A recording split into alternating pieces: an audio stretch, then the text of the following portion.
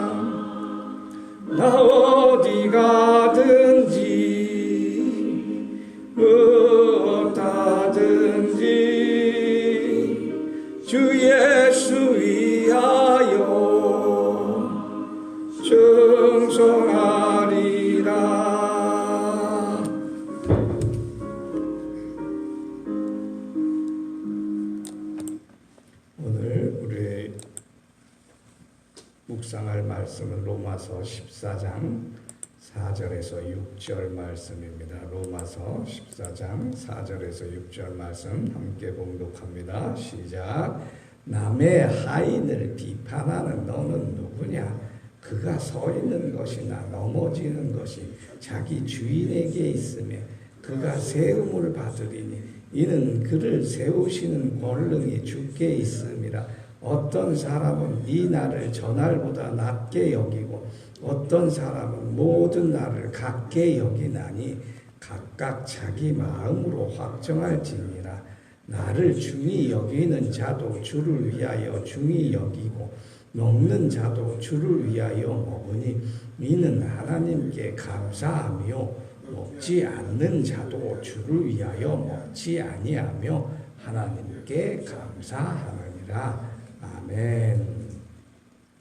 오늘 본문에서 비판에 관한 이야기를 4절에서 하고 5절, 6절에서는 또 주의 입장에서 하나님을 위하여 주를 위하여 먹고 마시고 생각하고 또 그날을 소중히 여긴다 이렇게 증거하고 있습니다. 저는 어제 비판하지 말라, 판단하지 말자라고 이런 취지로 묵상 말씀을 나눴습니다. 오늘은 또 비판을 하자 하는 말씀으로 우리가 또 묵상을 해보고자 합니다. 그런데 비판을 하고 판단을 하는 게 어제와 동일한 선상에서는 마찬가지예요. 내 입장에서, 개인적인 입장에서 내 생각으로 판단하고 비판하는 것이 아니라 이번에는 하나님 편에서 판단하고 비판하고 생각하자라고 하는 것입니다. 고린도후서 10장 5절에 보니까 모든 이론을 파하고 하나님 아는 것을 대적하여 높아진 것을 다 파하고 모든 생각을 사로잡아 그리스도에게 복종케 하니 그랬습니다. 사람의 생각과 판단은 온전하지 못해요. 완전하지 못해요. 그래서 항상 착오라는 게 생기는 거죠. 실수가 생기고 또 치명적인 결과를 초래하기도 한다는 것입니다.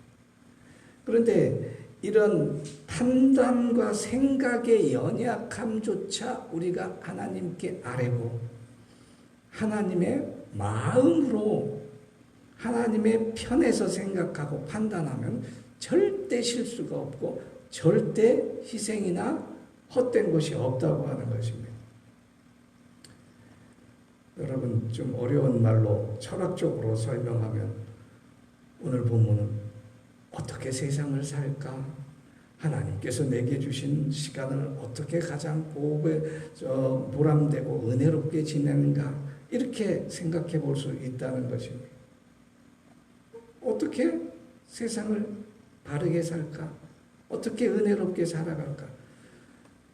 다른 비결이 없단 말이죠. 그리스도인은 오직 믿음 외에 다른 것이 없는데, 근데 믿는 자들이 세상에 아무 생각 없이 살 수는 없잖아요. 생각해야 돼요. 아무 생각 없이 판단을 할 수 없잖아요. 판단해야 돼요. 아무 생각 없이 그저 남이 하는 말 믿을 수 없단 말이죠. 그럼 어떤 방법으로 믿고 어떤 방법으로 생각하고 어떤 방법으로 판단하고 어떤 방법으로 비판을 해야 될까? 딱 한 가지요. 예수 그리스도의 마음. 하나님 편에서 생각하고 하나님 편에서 판단해야 된다고 하는 것입니다. 하나님조차도 공의로우신 하나님이라고 우리가 이렇게 늘 찬송하지만 공의롭다고 하는 말은 하나님도 하나님 편에서 생각하진 않아요. 하나님은 누구 편에서 생각? 하나님은 우리를 위해서 우리 편에서 생각하신다. 그게 사랑이에요. 만약 하나님 편에서 생각하시고 하나님 편에서 판단하셨다면 예수 그리스도를 믿고 구원을 얻을 이유가 없는 거예요.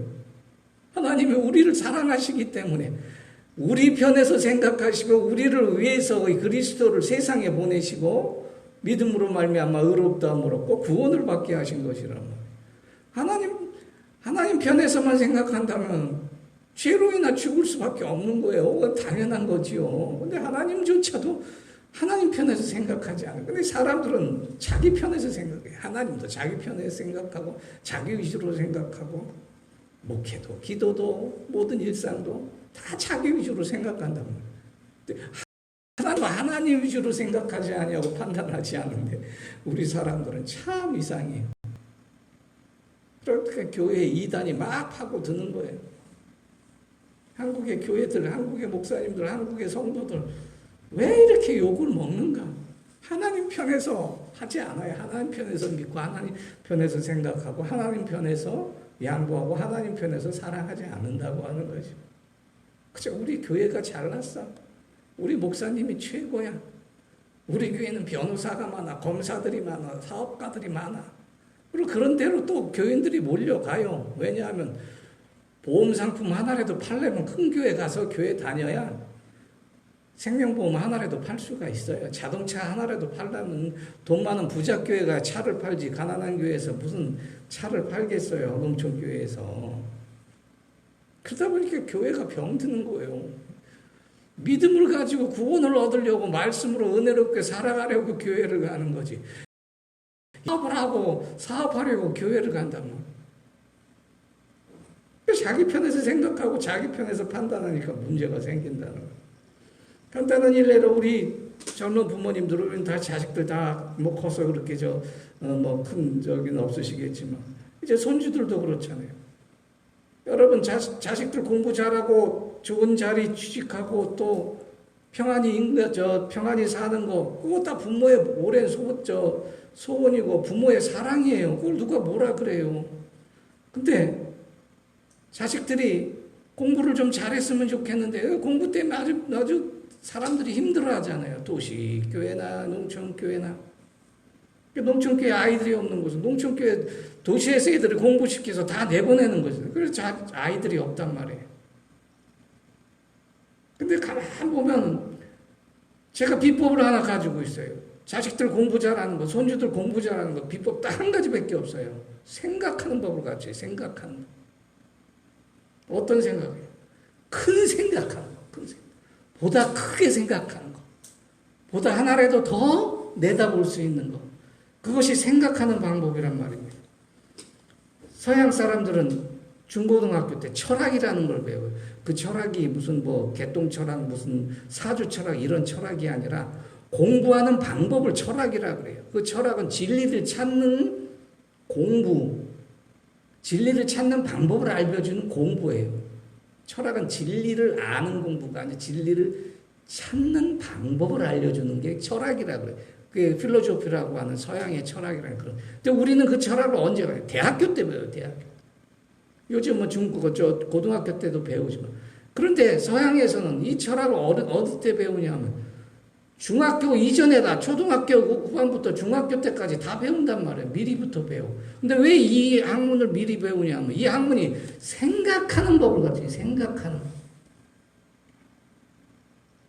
근데 생각하는 법에 가장 좋은 것은 이게 수학이라는 학문이에요. 수학. 근데 우리 수학 어려워하잖아요. 수포자란 말이 생겨요. 수학을 포기한다. 근데 이 수학을 자꾸 하다 보면 생각하는 방법이 자꾸 생각한다. 그래서 수학을 어릴 때부터 잘 가르쳐야 되는데 그러니까 애들이 싫어한단 말이에요. 계산하는 거 머리가 아파요. 쥐가 난단 말이에요.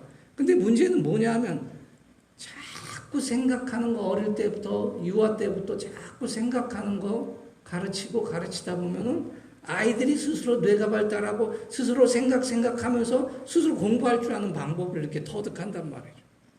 근데 우리 일상생활은 그렇지 못해요. 왜냐하면 생각하는 방법에 공부에 가장 좋은 방법은 부모가 자식과 늘 대화하는 거랍니다. 저는 그래서 하나님을 생각하는 방법을 배우면 그리스도인에게 하나님의 생각으로 비판하고 판단하라고 하는 결론을 여기서 연결을 짓는 거예요. 여러분 하나님의 생각으로 생각하면 모든 게 다 보이는 거예요. 하나님의 마음으로 판단하면 아무런 문제가 없단 말이에요. 자녀들이 공부 어려워하는 것은 부모의 판단으로 자기 판단으로 단순한 판단으로 생각으로 세상을 보니까 이게 다 힘든 거예요. 머리가 쥐가 나고 하기 싫고 그러다 보니 딴 생각 나고 자꾸 사탄 마귀들은 그런 우리 자녀들을 꿰단 말이죠. 그래서 종으로 만들어요. 요즘 개천에서 용 안 난다 그래요. 왜 그래요? 생각하는 것을 이 백성에게 원하지 않아 위정자들이. 그래서 돈이 있어야 공부해야 된다고 하는 것을 가르쳐줘가지고 법학 전문대 가려면 돈 든다고 그랬잖아요. 엄청난 돈 들어요. 서울대 가려면 돈 엄청 들어요. 강남으로 사람들이 왜 몰려가서 학원 보내고 그렇게 아파트 값이 올라가요. 거기서 서울대 가는 방법 가르쳐줘요. 서울대 많이 가요. 강남 출신 서울대 입학생들 60%가 넘어요. 근데 생각하지 않고 그냥 가외하고 이런 것만 하다 보니까 진짜 창의성이 없어 놓으니까 고등학교 때 배울 수학을 대학교 가서도 못하니까 미분적분 또 대학교에서 가르친단 말이에요. 이게 서울대 현실이에요. 말씀드렸잖아요. 서울대생 대기업에서 별로 안 좋아한다고. 창의성이 없다고. 하나님의 창의성이 여기에 나오는 거예요. 하나님의 생각으로 생각하면 소망이 뭔지 보이는 거예요. 이 기쁨이 넘치는 거죠. 소망은 보이는 소망이 아니라 하나님 생각으로 기도하고 하나님 생각으로 말씀 읽고 하나님 생각으로 하나님의 마음으로 신앙생활하는 이 소망이 보인단 말이에요. 마음에 기뻐할 수가 없는 거예요. 밭에 감추인 보화를 농부가 발견하고 모든 것을 팔아 그 밭을 산단 말이에요. 속으로 얼마나 좋아하겠어요. 그 밭을 사기까지. 자기 재산을 다 팔면서도 기뻐한단 말이에요. 이거 파는 것보다 더 큰 게 거기 묻혀 있거든요. 내가 하나님께 드리는 것보다 더 많은 게 하나님께서 예비하고 계시거든요. 이게 하나님의 생각, 하나님의 생각을 읽는 방법이란 말입니다. 오늘 사도 바울은 그래서 하나님의 생각으로 비판하고 하나님 생각으로 사고하고 하나님 마음으로 먹든지 마시든지 하나님 마음으로 하루하루를 귀히 여기라 이렇게 증거하고 있는 것입니다. 이사야 55장 8절에 보니까 여호와 말씀에 내 생각은 너희 생각보다 다르다. 내 길은 너희 길과 다르다. 하늘이 땅보다 높은 것 같이 내 길은 너희 길보다 높다. 내 생각은 너희 생각보다 높다. 하나님의 어리석음이 내 지혜로움보다 더 낫다고 하는 것입니다. 그러니까 하나님의 생각으로 하나님 마음으로 생각하면은 그게 모든 게 즐거운 거예요. 모든 게 기쁜 거예요. 소망으로 다 하나님께 주실 엄청난 것을 눈에 보이기 때문에. 근데 이런 걸 우리가 보지를 못해요. 바라보지를 못해요. 내 생각만 내 생각으로 하니까. 아이들도 자꾸 생각하는 법을 크게 생각하는 걸 배우다 보면 내가 이걸 얻기 위해서 이걸 해야 되겠다. 뭔가 동기의식이 싹 터가지고 공부고 인생도 즐거워지는 거예요. 하나님의 마음으로 우리가 생각하고 하나님 마음으로 신앙생활할 때 그래서 하나님께서 더 큰 것을 약속하시고 이제 되었다고 주시는 것입니다. 고린도전서 12장 31절에 보면 너희는 더 큰 은사를 사모하라 그랬어요. 내가 또한 제일 좋은 길을 너희에게 보이시리라. 하나님이 오늘 나에게 주실 말씀이 뭔가? 하나님이 오늘 나에게 하실 일이 무엇인가? 이게 하나님의 생각이란 말이에요. 하나님의 생각의 입장이 있어야 그걸 알게 되잖아요. 그래서 기뻐하는 거예요. 고난이 와도 두려워하지 않아요. 어려워도 힘들어하지 않아요. 수술실에서 6개월 누워있어도 중환자실에 6개월 누워있어도 두려움이 없다는 거예요. 오늘날 제게 주신 하나님의 축복이라는 거예요. 너무 좋아, 너무 좋아. 아무것도 없어도 너무 좋아. 조그만 차 타고 다니니까 여기도 전남로에 목포에 이렇게 다니고 보니까 저 같은 차 타고 다니는 사람이 없더라고 보니까 다 큰 차야. 좋아, 돈이 있으니까 그렇게 차고 다니는 건 누가 뭐라 그래. 그럼 저거 타도 나는 행복한걸. 하나님은 보이는 것보다 보이는 것은 잠깐이요 보이지 않는 것은 영원함이라고 고린도전서에서 증거해요. 보이지 않는 것을 생각하는 것이 하나님의 생각이란 말이죠. 결론 맺습니다. 빌립보서 2장 5절에 너희는 너희 안에 이 마음을 품으라고 그리스도 예수의 마음이니 예수의 마음을 품고 예수께서 낮아지시고 사람의 모양으로 나타나사 우리를 위해서 죄사함을 얻기 위해서 십자가에 죽으셨으니 그러므로 하나님의 도로 그를 지극히 높여 모든 이름에 뛰어난 이름을 주셔서 모든 피조물들을 예수 그리스도를 주라 부르게 하셨다고 하는 것이. 그 땅에 있는 자뿐만 아니라 하늘에 있는 자들과 땅에 있는 자들과 심지어 땅 아래에 있는 자들, 무덤 속에 묻힌 자들도 모든 무릎을 예수 그리스도 이름에 꿇게 하셨다는 거예요. 하나님은 우리를 그렇게 세우신다는 거예요. 그리스도에. 모든 입으로 예수 그리스도를 주라 시인하여 하나님께 영광 돌리게 하셨다. 그것이 하나님의 마음으로 살아가고 하나님의 생각으로 비판하고 판단하라고 하는 사도 바울의 주장인 것입니다. 증거인 것입니다. 저도 같은 입장에 서 있어요. 생각을 크게 가지신 여러분 되시기 바랍니다. 하나님 마음으로 살아가신 여러분 되시기 바랍니다. 그러면 소망이 확실히 보입니다. 기쁨이 온전히 충만해집니다. 은혜가 그렇게 감사할 수 없게 된다고 하는 것입니다. 이미 모든 걸 우리는 다 겪고 있습니다만 지도 성도교회 이런 축복이 오늘 하루도 임하시기를 예수 그리스도 이름으로 간절히 축원합니다. 기도하겠습니다. 하나님 아버지 감사합니다. 오늘도 3일 저희를 무릎을 꿇게 하시고 우리 입으로 예수 그리스도를 주라 시인하며 하나님 아버지께 영광 돌리게 하시니 참으로 감사합니다. 모든 이름 위에 뛰어난 이름을 주셨고 그 이름을 날마다 부르게 하셨으니 얼마나 감사한지 모르겠습니다. 오늘도 예수 그리스도의 주인이 되어 주시옵소서. 우리의 모든 것을 주께서 인도하시고 우리는 주의 토기로서 주는 토기장이요 우리는 토기니 오늘도 주의 영광을 위하여 우리를 써 주시옵소서. 우리 사업과 일터가 하나님께 영광 되기를 원합니다. 주님 함께하여 주시옵소서.